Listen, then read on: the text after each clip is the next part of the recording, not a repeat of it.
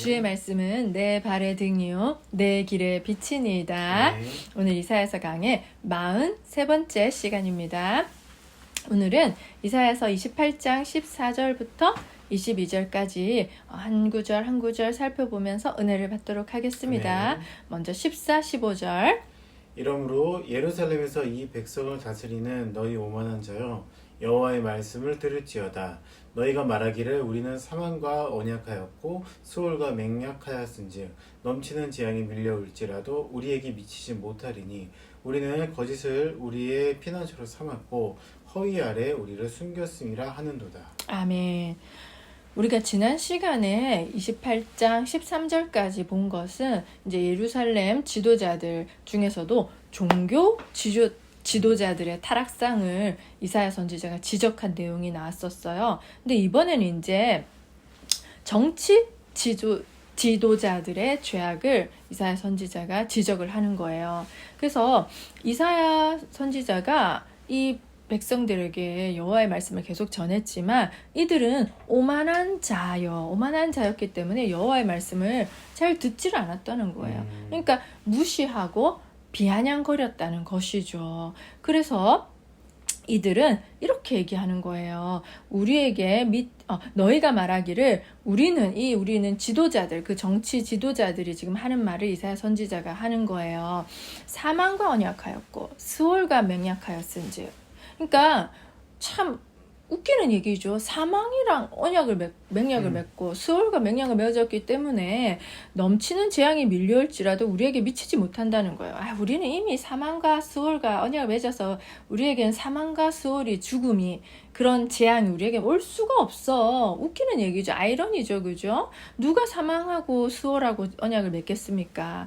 어쨌든 근데 이사야 선지자도 그들의 실상이 지금 사망과 스월과 언약한 거랑 똑같다라는 것이죠. 자, 이것은 무엇이냐면 지금 넘치는 재앙, 이것은 아수르를 뜻하는 거예요. 아수르 군대가 그때 북이스라엘을 치려고 했었고 또 북이스라엘은 일찍 무너졌고 남유다까지 침범했잖아요. 그죠? 그렇다 보니까 이렇게 창이라는 하수처럼 내려오는 그 아수르 군대를 이 이스라엘 백성들도 예루살렘 백성들도 무서워했다는 것이죠. 그래서 그 아수르 군대를 피하기 위해서 누구랑 맹약을 맺었냐면 애굽과 맹약을 맺은 것이에요. 맞아.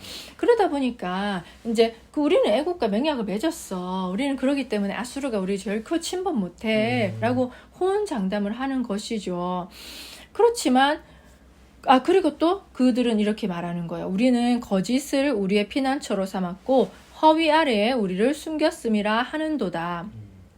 자, 이렇게 그들이 애굽과 맹약을 맺었지만 그것은 거짓과 거짓된 것, 헛된 것에 불과하다는 것이죠. 왜냐하면 그 실제로 아수르가 예루살렘을 침공했을 때 정말 위급한 상황에 애굽은 도와줄 처지도 못 되었고 도와주지도 않았어요. 그러니까 애굽이 맨날 그 일대의 나라들에게 아수르의 위협이 있지, 너희들 우리가 도와줄게라고 호언장담했던 거예요. 근데 그것은 다 거짓말이었다는 거죠. 왜냐하면 그들은 이렇게 도와줄 만큼 강성하지도 않았었고 그냥 그런 갈대 지팡이랑 갈대 지팡이 꺾어버리면 금방 꺾이는 것이잖아요. 그죠? 그런 아주 헛된 것이죠. 그리고 또 왜 하나님이 이제 이 이스라엘 백성 예루살렘 주민들을 심판하실 수밖에 없냐면 하나님을 의지해야 돼. 이스라엘 백성이 애굽을 의지해서 정말 자기네들은 잘 될 거라고 호언장담하고 있는 것일 뿐만 아니라 애굽은 어떤 나라입니까? 애굽은 그때 모세 시대에 애굽한 그런 나라가 아니겠습니까? 애굽은 노예로 얼마나 힘들게 압제 속에 고통 속에 살았던 그런 나라의 상징이에요. 다시는 돌아가면 안 되는 곳이에요. 그런데 그 애국과 손을 잡고 있다는 것은 옛날 시절로 다시 돌아와서 죽음과 그 고통과 다시 손 맞잡았다는 거 아니겠습니까? 그게 신학적인 것으로도 도저히 이것은 말이 되지 않고 하나님이 싫어하시는 다시 애굽으로 돌아가지 말라고 했는데 이 애굽을 의지하고 있으니 하나님이 심판하실 수밖에 없다는 것이죠. 자, 또 우리 16절 보겠습니다. 그러므로 주 여호와께서 이같이 이르시되 보라 내가 한 돌을 시온에 두어 기초로 삼았노니 곧 시험한 돌이요 귀하고 견고한 기초돌이라 그것을 믿는 이는 다급하게 되지 아니하리로다. 아멘. 자, 이렇게 너희들이 의지한 것은 애굽은 정말 거짓된 것이고 헛것일 뿐이다. 그런데 여호와께서 진짜 믿을 만한 튼튼한 기초돌, 기초석을 말해주고 있는 거예요. 그러니까 이것은 절대로 무너지지도 않고 거짓되지도 않은 확고한 토대인 것이죠. 자, 이 기초석은 건물에 무게를 떠받치고 건물이 안정되게 올라갈 수 있도록 가장 기초되는 부분에 밑에다가 탁 두는 돌이잖아요. 그것은 시험한 돌인 거예요. 그러니까 시험했다는 테스트를 통과한 돌. 이 뜻이에요. 그러니까 얼마나 그 믿을 만한 돌이겠습니까? 검증된 돌이죠. 그러니까 그 돌은 귀하고 견고한 기초돌인 것이에요. 그래서 그것을 믿는 이는 다급하게 되지 아니하리로다. 다급하다는 건 이게 이렇게 막 뭐라 그럴까요? 우왕좌왕 놀래가지고 막 이리저리 막 그렇게 하는 거잖아요. 그러니까 그 뭐 전쟁이 나든지 아수르가 쳐들어오든지 해서 다급하게 막 이렇게 어떻게 할 줄 모르는 그런 일이 절대 있지 않고 평강 속에서 살 것이라는 것이죠. 자, 여기서 기초돌이라는 것은 뭐 그 당시에는 이제 하나님, 이사야 선지자가 선포한 하나님 말씀이고 하나님 그 자체겠죠. 그죠? 그런데 우리가 신약 시대에 와서는 이 기초돌이 예수 그리스도라는 걸 우리가 확실하게 알 수 있죠. 그래서 이 예수님을 믿는 자, 하나님을 믿는 자는 애굽을 믿는 자들과는 다르게 절대 흔들리지 않고 견고하리라 라는 일침을 가하고 정말 이것은 확실한 말씀이죠. 그죠? 자, 우리 또 17, 18절. 나는 정의를 측량줄로 삼고 공의를 저울추로 삼으니 우박이 거짓의 피난처를 소탕하며 물이 그 숨는 곳을 넘칠 것인지 너희가 사망과 더불어 세운 언약이 패하며 수월과 더불어 맺은 맹약이 서지 못하여 넘치는 재앙이 밀려올 때에 너희가 그것에게 밟힘을 당할 것이다. 아멘. 아멘. 하나님께서 놓으신 기초석은 정의를 측량줄로 삼고 공의를 저울추로 삼으니까 얼마나 정의롭고 공평하게 확실하게 그 나라가 굴러가겠습니까? 그러니까 그 기초돌은 모든 것을 판단하고 저울질하는 그런 시금석과도 같은 것이죠. 그죠? 그리고 우박이 거짓의 피난처를 소탕할 것이라고 했어요. 그러니까 우박같이 내리는 하나님의 어떤 심판이 거짓의 피난처라는 것은 그 애굽을 의지한 것이죠. 그죠? 그 거짓된 맹약을 쓸어 가버리는 간다는 거예요. 그리고 물이 그 숨는 곳에 넘칠 것인지. 그러니까 이 물이라는 어떤 아수르라는 하나님의 막대기가 그 숨는 곳에 넘쳐서 싹 쓸어 가버린다는, 너희들이 그렇게 자신만만하게 장담하는 걸 싹 쓸어 가버린다는 거예요. 그러니까 너희가 사망과 더불어 세운 언약이 패하며 수월과 더불어 맺은 맹약이 서지 못한다는 것은 너희가 애굽과 맺은 그 맹약은 결코 서지 못하고 패하리라는 거예요. 결국 사망과 수월과 세운 맹약이 어떻게 바로 서겠습니까?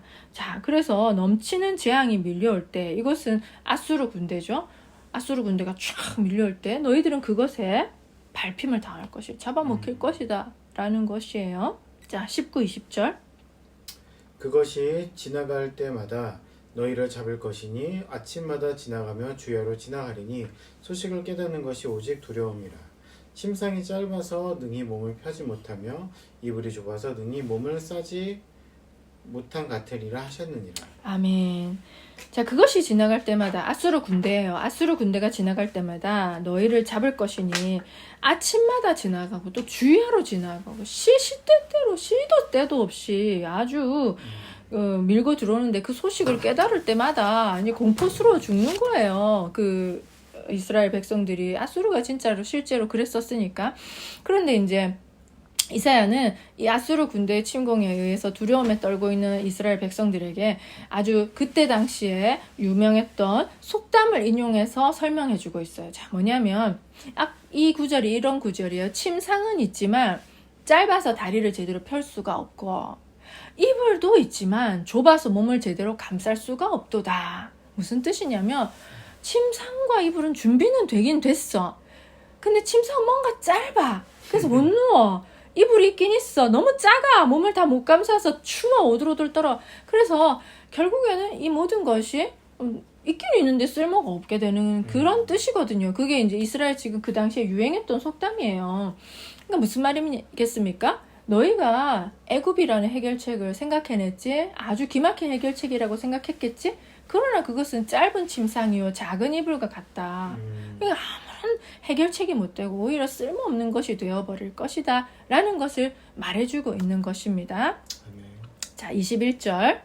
대저 여호와께서 브라심 산에서와 같이 일어나시며 기브온 골짜기서와 같이 진노하시사 자기의 일을 행하시리니 그의 일이 비상할 것이며 자기의 사역을 이루시리니 그의 사역이 기이할 것입니다. 아멘. 자, 여기서 이제 이것은 좋은 뜻이 아니라는 걸 미리 말씀드리면서 이야기를 시작해 보겠습니다. 브라심 산에서와 같이, 이것은 브라심 산은 예루살렘 부근에 있는 작은 산이에요. 이것은 뭐냐면 다윗이 블레셋 군대를 물리친 장소예요. 블레셋이 얼마나 끈질기게 지긋지긋하게 이스라엘을 괴롭혔거든요.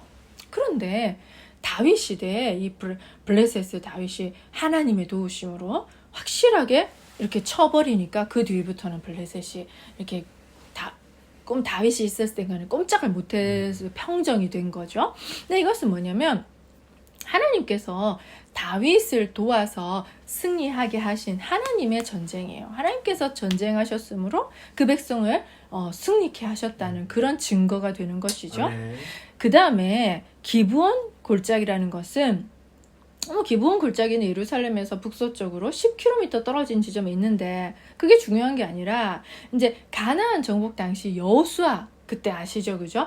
여호수아가 가나안 정복 당시 그때 가나안 5 왕이 이제 이스라엘을 치려고 예루살렘 치려고 왔던 거예요. 왜냐하면 그때 기브온이라는 그 지역이 굉장히 좋은 지역이기도 했지만 근데 그 지역이 이미 이스라엘 백성과 화친을 맺었던 거예요.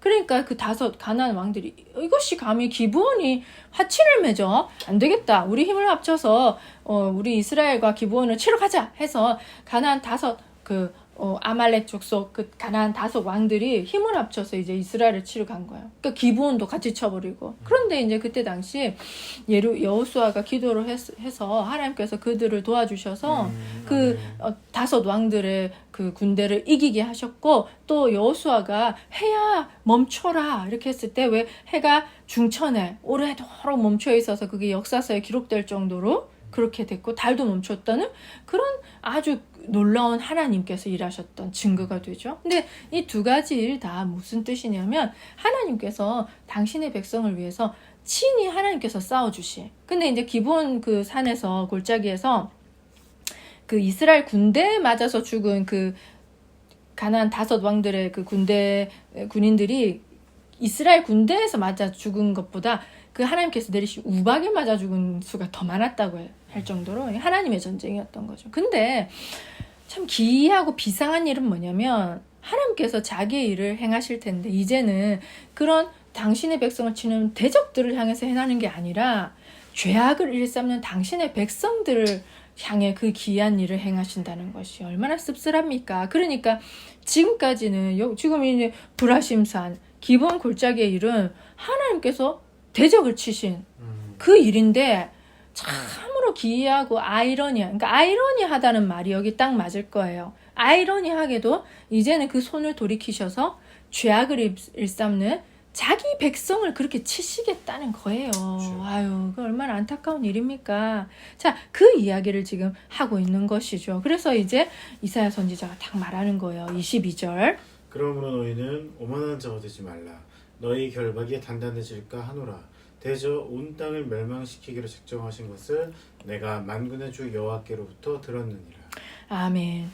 자, 대저 온 땅을 멸망시키기로 작정하신 것을 내가 만군의 주 여호와께로부터 들었다. 이 일은 절대로 가벼운 일이 아니고 하나님 반드시 이루실 일이기 때문에 너희들 오만해지지 말아라. 그렇게 자꾸 비웃거나 조소하는 태도로 하나님을 대하지 말고 제발 겸손해져라.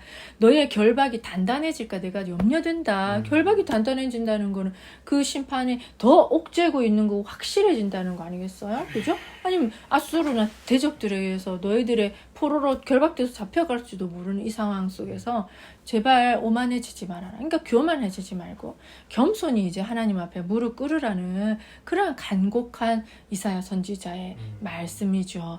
자, 이렇게 지금 계속해서 죄악된 백성에 대한 심판이 이어지고 있고요.